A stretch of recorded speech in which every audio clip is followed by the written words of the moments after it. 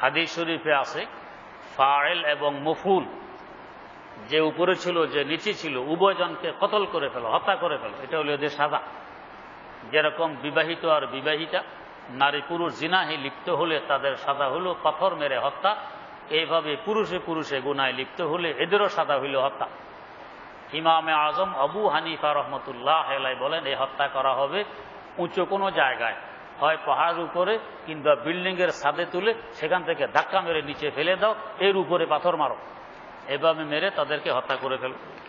আরেক রাওয়ায়াতে আছে এদেরকে আগুন দিয়ে জ্বালিয়ে ফেলো, কারণ এদের এই ঘৃণিত প্রভাব অন্যদের মধ্যে বিস্তার লাভ করতে পারে, তা নিশ্চিহ্ন করে দাও, যাদের প্রভাব অন্য কোথাও ছড়িয়ে পড়তে না পারে, আগুন দিয়ে জ্বালিয়ে দাও। এটার একটা কারণ এখন বুঝে আসতেছে আগুন দিয়ে জ্বালানোর কথা কেন। আগুন দিয়ে জ্বালানোর কথা কেন? আগের যুগে যখন কেউ যক্ষা রোগে আক্রান্ত হইত, যক্ষা, ওই রোগী মারা গেলে তার কাঁথা বালিশ যে ঝুপড়িতে সে থাকতো, ঝুপড়ি সহকারে সব আগুন দিয়ে জ্বালাই দিত। কেন? এটা ছোঁয়াছে রোগ, রোগ জীবাণু তার কাঁথা বালিশে আছে, কাপড় চোপড়ে আছে, যে ঘরে থাকতো সেই ঘরে আছে, তা আগুন দিয়ে জ্বালিয়ে দাও যাতে এই রোগ অন্যদিকে ছড়িয়ে পড়তে না পারে। ওই মারাত্মকতম ঘৃণিত কাজের গজব হিসাবে বর্তমানে এইডস রোগ সৃষ্টি হয়ে গেছে। যে সমস্ত এলাকায় এই কাজগুলো বেশি হয় সে সমস্ত এলাকায় রোগের সৃষ্টি আমেরিকা, ইউরোপ, আমেরিকা সবচেয়ে বেশি, চতুর্দিকে ছড়িয়ে পড়তেছে মহামারী আকারে। এখনো তার কোনো ঔষধ আবিষ্কার হয়নি, তার চিকিৎসা আবিষ্কার হয়নি, ধুকে ধুকে এই রোগীগুলো মারা যাচ্ছে মারাত্মক আকারে, এদের থেকে ছড়িয়ে পড়তেছে। জি, বিশ্বে প্রায় 3 কোটি রোগী এই রোগে আক্রান্ত, আল্লাহ মাফ করুক, 3 কোটি। এখনো যে সমস্ত এলাকায় ইসলাম ধর্মের নিয়ম নীতি মেনে মানুষ চলতেছে ওই সমস্ত এলাকাগুলো পবিত্র আছে, এখানে এই রোগ এখনো আক্রান্ত করেনি আল্লাহ। তো এই রোগ আসছে যাদের থেকে ছড়িয়ে পড়ছে, তো এদেরকে আগুন দিয়ে জ্বালাই হত্যা করে ফেলো যাতে এদের থেকে জীবাণু বাইরে ছড়িয়ে পড়তে না পারে। তো বাকি মানুষদেরকে সংরক্ষণ করার লক্ষ্যে ইসলামের এই বিধান, আগুন দিয়ে জ্বালাইয়া দাও যাতে এই রোগ অন্যদিকে ছড়িয়ে পড়তে না পারে। আল্লাহ পাক মাফ করুক। প্রশ্ন, কোন হিন্দু অথবা খ্রিস্টান, কি লিখছে, খ্রিস্টানকে সালাম দেওয়া জায়েজ কি? জি না, কোনো অমুসলিমকে সালাম দেওয়া জায়েজ নেই। হ্যাঁ, যদি দিতে হয় তো বলবেন আসসালামু আলা মানিত্তাবা আল হুদা, আসসালামু আলা মানিত্তাবা আল হুদা। প্রশ্ন, কোন মহিলা বোরকা দ্বারা সমস্ত দেহ ঢাকলো কিন্তু চোখ দুটি খোলা রাখলো, তাহলে কি ইসলামের দৃষ্টিতে সম্পূর্ণ পর্দা হয়েছে? মহিলার আসল হুকুম তো হলো তারা বেপর্দায় বাইরে বেলেগাম ঘোরাফেরা করবে না। বাইরের কাজকর্মের দায়িত্ব হলো পুরুষদের, কিন্তু আজকাল পুরুষরা হয়ে করছে সব অলস। পুরুষ সাগরে কারেন্টের বিল পরিশোধ করতে মহিলা লাইনে দাঁড়ায় ব্যাংকের সামনে, গ্যাস বিল, পানি বিল, এগুলো সব দিতে মহিলা যায়। পুরুষ তো বলে সুযোগ পেয়েছে, মহিলা করলে আমার আর যাওয়ার দরকার কি, এখন সে আরাম করতেছে, ঘরে শুয়ে থাকে, শুয়ে শুয়ে মোটা হয় আর ডায়াবেটিসে আক্রান্ত হয়। এই হলো অবস্থা। মহিলারা সব বাজার করতে যাইতেছে, সব মহিলা, কাপড় চোপড় খরচ করতেছে, সব মহিলা। এমনকি বড় ঘৃণিতভাবে আশ্চর্য লাগে, পুরুষের টুপি কিনতে হলো মহিলাই কিনে। মার্কাজুদ দাওয়ার মুদির মুফতি আবদুল্লাহ সাহেব, আমরা একসাথে লেখাপড়া করছি, একসাথে বহুদিন ছিল। উনি বললেন, কয়েকদিন আমি আজিমপুর রাস্তার কিনারা দিয়ে হাঁটতেছি, রাস্তার পাশে এক টুপিওয়ালা টুপি বিক্রি করতেছি। এক স্বামী স্ত্রী এরা টুপি কিনবে, তো স্ত্রী টুপি নিজেই মাথায় দিছে। টুপি তো কার জন্য? স্বামীর জন্য। মাথায় দিছে কে? স্ত্রী নিজে। আচ্ছা, দিছে তো দিছে, স্বামীকে জিজ্ঞেস না করে ওই হুজুরকে, হুজুর যে যাইতেছেন, হুজুর দেখেন তো কেমন লাগে, কোন আছে কোন রুচি? এমন বেরুচি, বেহাঙ্গাম।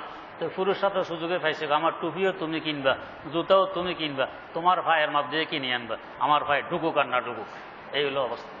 মাছ তরি তরকারি কিনতে পর্যন্ত মহিলারা বাজারে যেতেছে। এই কাজগুলো মহিলাদের নয়, এই কাজগুলো হলো পুরুষের। আয় রোজগার করা, কামাই করা, এই দায়িত্বগুলো পুরুষের। মহিলা তার ঘরের পাহারাদারি করবে, ঘর সংরক্ষণ করবে, বাচ্চা কাছে লালন পালন করবে। এখন বাচ্চা হলো বুয়ার কাছে আর মহিলা বাইরে বাইরে ঘোরে। তো আপনার চরিত্র আর বুয়ার চরিত্র কোনোদিন এক হবে? কোনোদিন এক হবে না। তাহলে আপনার বাচ্চাগুলো বুয়ার চরিত্রে চরিত্রবান হতে চলছে। তাই 2-4 দিন পরে বাচ্চা আপনার কথা শোনে না, আপনার বুকে পিস্তল ঠেকায়, পয়সা দাও, হেরোইন খেতে হবে। তো ঠেকাবে না কেন? সেই তো অভ্যাস পাইছে কার? ওই বস্তির বুয়ার। সে তো আপনার অভ্যাস পায়নি। আপনি তো বাইরে ঘুরছেন, বাজার করছেন, অফিস করছেন, চাকরি বাকরি করছেন, আর আপনার স্বামী ঘরে আরামে ঘুমাইছে, আর ডায়াবেটিস হয়েছে, আর আপনার ছেলে বুয়ার লালনে পালনে বড় হয়ে উঠছে। তো সৎ চরিত্র কোথার থেকে আসবে আপনার ছেলের মধ্যে বলে? এই সমস্ত কাজ মহিলাদের নয়। হ্যাঁ, যদি অপারগ হয় কখনো বাইর হওয়ার জন্য, তো তাহলে চোখ খুললে, এক চোখ খোলার কথা বিভিন্ন কিতাবে লেখে, এক চোখ খুললে কোনো গুনাহ হবে না। প্রশ্ন, মসজিদে অথবা যে কোনো স্থানে সম্মিলিতভাবে জোরে জোরে জিকির করা জায়েজ আছে কি? যে জায়েজ আছে, তবে শর্ত হইল অন্য কারোর আবাদতের ক্ষতি করা যাবে না, কারো ঘুমের ক্ষতি করা যাবে না, কোনো রুগীর কষ্ট যাতে না হয়, এইভাবে সতর্কতামূলক যদি জিকির করে জোরে জোরে, তাহলে জায়েজ আছে। প্রশ্ন, ফেতরার যে পরিমাণ টাকা আসে তার সমপরিমাণ চাল দিলে ফেতরা কি আদায় হবে? চাল কেন, যে কোনো বস্তু দিবেন আদায় হবে। ফেতরা বর্তমানে নিম্ন সংখ্যা হল 65 টাকা, আর উপরে 4000, 4500 টাকা পর্যন্ত হয়। আপনি টাকা দেন, এই টাকার চাল দেন, কাপড় দেন, অন্য কোনো বস্তু দেন, ফেতরা আদায় হয়ে যাবে। প্রশ্ন, ইসলামী রাজনীতি জায়েজ কিনা? শুধু জায়েজ নয়, জরুরিও বটে। প্রশ্ন, তারাবির নামাজের পরে আল্লাহুম্মা ইন্না নাসআলুকাল জান্নাতা ওয়া নাউযু বিকা মিনান নার, এই দোয়াটি পড়া হয়, এটা কি হাদিসে বর্ণিত? যে না, হাদিসে বর্ণিত নয়। তাই সবসময় এই দোয়ায় পড়ে, এটা সবসময় না পড়া চাই। প্রশ্ন, চেয়ারে বসে নামাজ পড়ার ক্ষেত্রে চেয়ার বসানোর তরিকা কি? চেয়ারের পিছনের পায়া মুসল্লিদের পায়ের বরাবর নাকি সামনের পায়ের বরাবর হবে? চেয়ারে বসা নিয়ে বর্তমানে দেখা যায় যে সমস্ত এলাকা ধনী এলাকা, যে সমস্ত এলাকার মানুষের টাকা পয়সা বেশি, ওই সমস্ত এলাকার মসজিদের চেয়ার বেশি, আর যে সমস্ত এলাকা গরিব এলাকা, ওই সমস্ত এলাকায় চেয়ার কম। এখান থেকে আমরা উপলব্ধি করতে পারি চেয়ার এখন একটা ফ্যাশনে পরিণত হয়েছে। ফ্যাশন, রোগ টোগ না, ফ্যাশন। না হলে ধনী এলাকা চেয়ার কেন বেশি? রোগ কি ধনী এলাকায় বেশি হয়? রোগ সকল এলাকায় হইতে পারে। তো শুধু ধনী এলাকায় চেয়ার বেশি হবে, গরিব এলাকায় কম হবে, এমন কেন? এটা হয়ে গেছে ফ্যাশন। আমি বাড়ি থেকে পায়ে হেঁটে মসজিদে আসতে পারি, তার মানে দাঁড়াইতে পারি। আমি দাঁড়াইতে পারি, এই অবস্থায় যদি আমি বসে নামাজ পড়ি, চেয়ারে বসা হলো বসার হুকুমে, দাঁড়ানোর হুকুমে নয়। দাঁড়ানোর ক্ষমতা আছে, শক্তি আছে, এরপরও যদি আমি বসি নামাজ পড়ি, তাই নিচে বসি আর চেয়ারে বসি, আমার নামাজ হবে না। কারণ নামাজে দাঁড়ানো হলো ফরজ। তা আমি দাঁড়ায় দাঁড়াইয়ে বাসা থেকে মসজিদে আসতে পারলাম, দাঁড়াইয়ে নামাজ পড়তে পারলাম না, কেমন কথা? তো বোঝা গেছে দাঁড়ানোর ক্ষমতা আছে, শক্তি আছে, এরপরও চেয়ারে বসে কিংবা নিচে বসে পড়লে নামাজ হবে না। হ্যাঁ, দাঁড়ানোর শক্তি আছে, দাঁড়াইয়ে রুকুও করতে পারি, কিন্তু বসতে পারি না, কোমর ব্যাখ্যা করতে পারি না। এই সময় হুকুম হইল আমি সূরা কেরাত অবস্থায় দাঁড়াইয়ে থাকবো, রুকু অবস্থাও দাঁড়াইয়ে রুকু দিব। হ্যাঁ, যখন সিজদা করতে পারে না নিচে বসে, এখন চেয়ারে বসে ইশারায় সিজদা করব। এই অবস্থায় উত্তম হলো যদি নিচে বসতে পারি, চেয়ারে না বসে নিচে বসবো। পা যদি ভাঙতে না পারি, পা পশ্চিম দিকে সোজা করে দিব, কেবলার দিকে, এতে আমার গুনাহ হবে না। এটাই নামাজ আদায় করার তরিকা। আমি নিচে বসবো, পা পশ্চিম দিকে লম্বা করে দিয়ে বসবো, যদি ভাঙতে না পারি। ভাঙতে পারলে ভালো কথা, না পারলে পশ্চিম দিকে লম্বা থাকবে, এতে গুনাহ হবে না, বরং এটাই তরিকা। আমি ইশারায় সিজদা করব। এরপরে আবার যখন দাঁড়ানোর সময় আমি দাঁড়াইতে পারি, আবার আমি দাঁড়িয়ে যাব, রুকুও দাঁড়ানো অবস্থায় করব। সিজদার সময় আসলে যদি আমি নিচে নামতে না পারি, তো চেয়ারে বসে ইশারায় সিজদা করব। আর যদি নিচেই বসতে পারি, চেয়ারে বসবো না, নিচে বসেই সিজদা করব। নিচে বসতে পারি, তারপরও নিচে বসলাম না, চেয়ারে বসবো, নামাজ হয়ে যাবে, তবে অনুত্তম হবে, অনুত্তম হবে। এখন প্রশ্ন হলো চেয়ার রাখবো কোন জায়গায়? চেয়ার এমনভাবে রাখবো যাতে পিছনের সফে আমার বরাবর যে দাঁড়াইয়েছে তার সিজদা করতে অসুবিধা না হয়। তার মানে চেয়ারের পিছনের পায়া থাকবে সব বরাবর, আঁক বরাবর, এতে পিছনের মুসল্লির সিজদায় কোনো অসুবিধা হবে না। প্রশ্ন, কোরআনের আয়াত স্ক্রিনওয়ালা মোবাইলের স্ক্রিনে আসলে ওযুবিহীন অবস্থায় স্পর্শ করা যাবে কিনা? স্পর্শ করা যাবে, তবে না করা ভালো। প্রশ্ন, একজন মুসলমান ভাই অন্য একজন মুসলমান ভাইয়ের সঙ্গে দেখা হলে সালাম প্রদান করা হলে পুনরায় কোনো পাহারা বা পাহাড়ের আড়ালে বা কোনো বড় বস্তুর আড়ালে হবার পর আবার পুনরায় সালাম করা যায়? শুধু যায় নয়, আবার পুনরায় সালাম করা সুন্নত। এমনকি একটি খাম্বা, একটি পিলারের আড়ালে গেলাম, আবার দেখা হলো, আবারও সালাম করা সুন্নত। প্রশ্ন, কেউ যদি অজু করার পর মাত্র অজু করার পর নখ কাটে বা কোনো মহিলার দিকে তাকায়, তাহলে কি তার অজু ভেঙে যাবে? জি না, অজু ভাঙবে না। প্রশ্ন, আপনি একবার মাহফিলে হক্কানি পীরের কিছু লক্ষণ বলেছিলেন, তন্মধ্যে একটি ছিল তার পীরের খেলাফত পাবে। তাই আমি আপনাকে জিজ্ঞেস করছিলাম, আপনি কোন পীরের খেলাফত পেয়েছেন? আপনার প্রশ্ন আর আমাকে যে প্রশ্ন করছেন দুইটা এক নয়। আমি বলছি খেলাফত পাওয়া জরুরি। হক্কানি পীর হইতে হইলে একটা শর্ত হলো খেলাফত পাইতে হবে। আর আপনি প্রশ্ন করছেন আপনি কোন পীরের খলিফা। আপনার প্রশ্ন আর কথা তো এক নয়, দুইটা দুই। প্রশ্ন, সন্তানের উপর হজ ফরজ হয়েছে, এখন তার কি পিতামাতাকে আগে হজ করানো উচিত নাকি সে নিজে হজ করবে? সে নিজে হজ করবে। প্রশ্ন, টিভি দেখা কি রকম গুনাহ? টিভির মধ্যে একরকম জিনিস দেখানো হয় না, টিভির মধ্যে বিভিন্ন ধরনের জিনিস দেখানো হয়। টিভির মধ্যে দেখানো হয় কিছু খেলাধুলা, কিছু নাচ গান, কিছু উলঙ্গ অর্ধুলঙ্গ মহিলা পুরুষ, এগুলো দেখা হারাম। এর দ্বারায় চোখের ক্ষতি, অর্থের ক্ষতি, ব্রেনের ক্ষতি, এর দ্বারায় সময়ের ক্ষতি, এর দ্বারায় কলবের ক্ষতি, কলব অন্ধকার হয়ে যায়। আল্লাহ মাফ করুক, এর থেকে অনেক দূরে থাকা চাই। প্রশ্ন, আর যদি কোনো ওয়াজ নসিহত শোনানো হয় তো পুরুষ ওয়াজ করতেছে পুরুষেরা দেখতে পারবে, আর মহিলা ওয়াজ করতেছে মহিলারা দেখতে পারবে। পুরুষ ওয়াজ করে মহিলাদের দেখা, মহিলা করে পুরুষদের দেখা, এটা বৈধ নয়। প্রশ্ন, গান গাওয়া বা শোনা কি রকম গুনাহ? কবিরা গুনাহ। আল্লাহ রাসূল সাল্লাল্লাহু আলাইহি ওয়াসাল্লাম বলছেন, আমাকে পাঠানো হয়েছে গান বাদ্য বন্ধ করার জন্য, পৃথিবী থেকে গান বাদ্য উঠে দেওয়ার জন্য আমাকে পাঠানো হয়েছে। অতএব গান বাদ্য শোনা কবিরা গুনাহ। প্রশ্ন, একটি কবিরা গুনাহের জন্য জাহান্নামে কত বছর থাকতে হবে?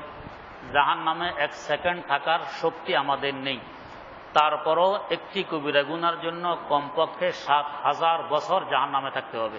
আল্লাহ আমাদেরকে মাফ করুন। প্রশ্ন, আমার এক ওস্তাদ বলল যে একটি গুনাহে যদি গুনাহ মনে না করে তার ঈমান থাকে না। যে সঠিক কথা বলছেন, গুনাহকে গুনাহ মনে না করলে ঈমান থাকে না। প্রশ্ন, রোজা অবস্থায় নাক এবং বগলের লোম সাফ করা যাবে? যে যাবে, এতে রোজার কোনো ক্ষতি হবে না। এতে করে লোম তুললে যদি রক্ত বের হয়, রক্ত বের হলেও রোজার কোনো ক্ষতি হয় না। প্রশ্ন, রোজা অবস্থায় চুল গোঁফ ইত্যাদি কাটা যাবে কি? যে যাবে। প্রশ্ন, এলেম বৃদ্ধির জন্য কোরআন ও হাদিসে বর্ণিত কোনো আমল বলে দিন। বেশি বেশি এলমি চর্চা করা, লেখাপড়া করা, আলেমদের সংসর্গে থাকা। বেশি বেশি লেখাপড়া করলে এলেম বৃদ্ধি পাবে। প্রশ্ন, রোজা মাকরুহ হলে রোজার পূর্ণ ফজিলত পাওয়া যাবে কি? জি না, যাবে না। প্রশ্ন, ফরজ নামাজের সময় ছাড়া অন্য সময় মসজিদে ফ্যান, পানি, টয়লেট ব্যবহারের জন্য কর্তৃপক্ষের অনুমতির প্রয়োজন আছে কি? যদি কোনো এলেমের কাজে, দ্বীনের কাজে ব্যয় হয় তাহলে প্রয়োজন নেই। আর দ্বীনের কাজ ছাড়া শরীরকে আরাম দেওয়ার জন্য, ঘরে কারেন্ট নেই, মসজিদে আসলে কারেন্ট পাওয়া যাবে, ঘরে বাচ্চা কাচ্চা কবজব করে, মসজিদে আসলে একটু আরামে শুতে পারবো, এই অবস্থা হলে কর্তৃপক্ষ অনুমতি দিলেও বৈধ হবে না। আর কর্তৃপক্ষের জন্য এই অবস্থায় অনুমতি দেওয়াও বৈধ হবে না। প্রশ্ন, গোসল ফরজ হওয়া অবস্থায় সেহরি খেলে রোজা আদায় হবে কি? যে রোজা আদায় হবে। প্রশ্ন, কোনো আলেমকে ভালোবেসে সম্মান প্রদর্শন করে যদি তার পায়ে সালাম করে পায়ের পানি বা ধুলা মুখে মেখে নেওয়া হয় এবং ওই আলেম তা দেখেও কিছু না বলে, তাহলে এই কাজগুলো জায়েজ হবে কি?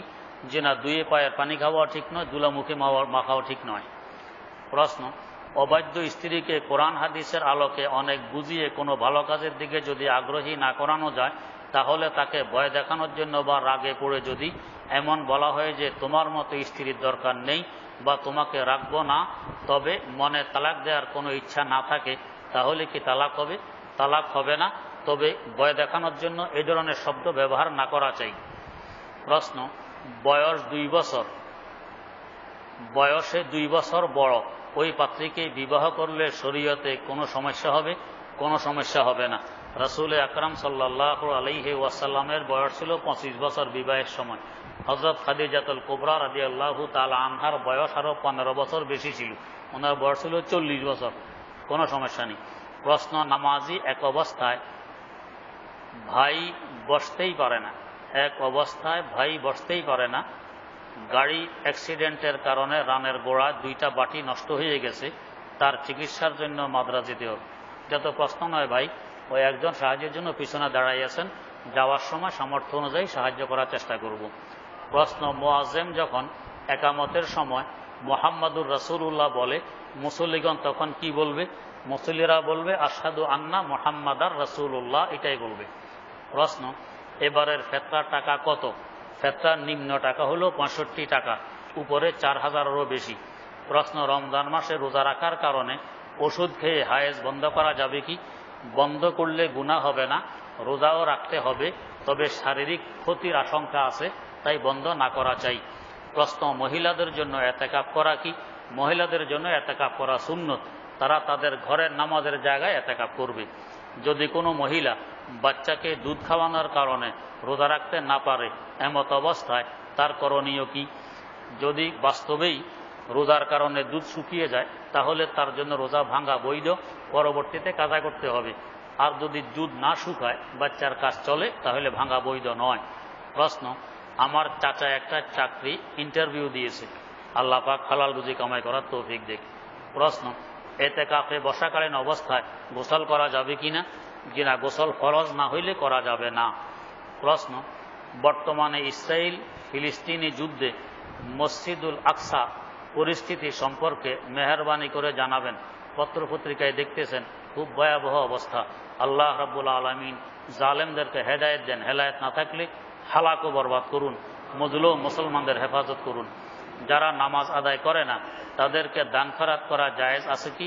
জায়েজ আছে ঠিক, তবে নামাজি ব্যক্তিকে দান খয়রাত করলে অধিক সওয়াব পাবেন। প্রশ্ন, শুক্রবারে জুমার আজান হয়ে যাওয়ার পর জুমার দিনের সুন্নত গোসল করলে এবং এরপর মসজিদে আসলে কোনো ক্ষতি আছে কি? যে না, কোনো ক্ষতি নেই। প্রশ্ন, খতিবে বাগদাদ বলে কাকে বোঝানো হয়? খতিবে বাগদাদ তারিখে বাগদাদ যিনি লিখেছেন, অনেক বড় একটি কিতাব, ওই কিতাবের লেখককে বোঝানো হয়। প্রশ্ন, সৈয়দ ও সাইয়্যেদ শব্দের মধ্যে পার্থক্য কি? এখানে দন্তাস্য ঐকার আর এখানে দন্তাস্য আকার, এই পার্থক্য, অর্থ একটাই। আসলে শব্দ সাইয়্যেদ, সৈয়দ নয়। প্রশ্ন, প্রত্যেক সূরার শুরুতে বিসমিল্লাহ পড়া ওয়াজিব কিনা? যে না, ওয়াজিব নয়, মুস্তাহাব। প্রশ্ন, সূরার মাঝখান থেকে তেলাওয়াত করলে বিসমিল্লাহ পড়া জরুরি কিনা? না, জরুরি নয়, তবে এখান থেকে তেলাওয়াত শুরু করছেন, তাহলে এখানেও বিসমিল্লাহ পড়া সুন্নত। প্রশ্ন, কেউ যদি কোরআন শরীফ অর্ধেক পড়ে খতম শেষ না করে নতুন করে খতম শুরু করে, তাহলে গুনাহ হবে কিনা? না, কোনো গুনাহ হবে না। প্রশ্ন, চিড়িয়াখানা যাওয়া শরীয়তে বৈধ কিনা? জি, বৈধ। যদি বিভিন্ন ধরনের প্রাণী, বিভিন্ন ধরনের আল্লাহ পাকের মখলুক দেখলে আল্লাহ পাকের কুদরত, আল্লাহ পাকের বড়ত্ব প্রকাশ পাবে, এই নিয়তে গেলে গুনাহ হবে না। প্রশ্ন, নামাজে নিষিদ্ধ সময় কখন? নিষিদ্ধ সময় 3টি।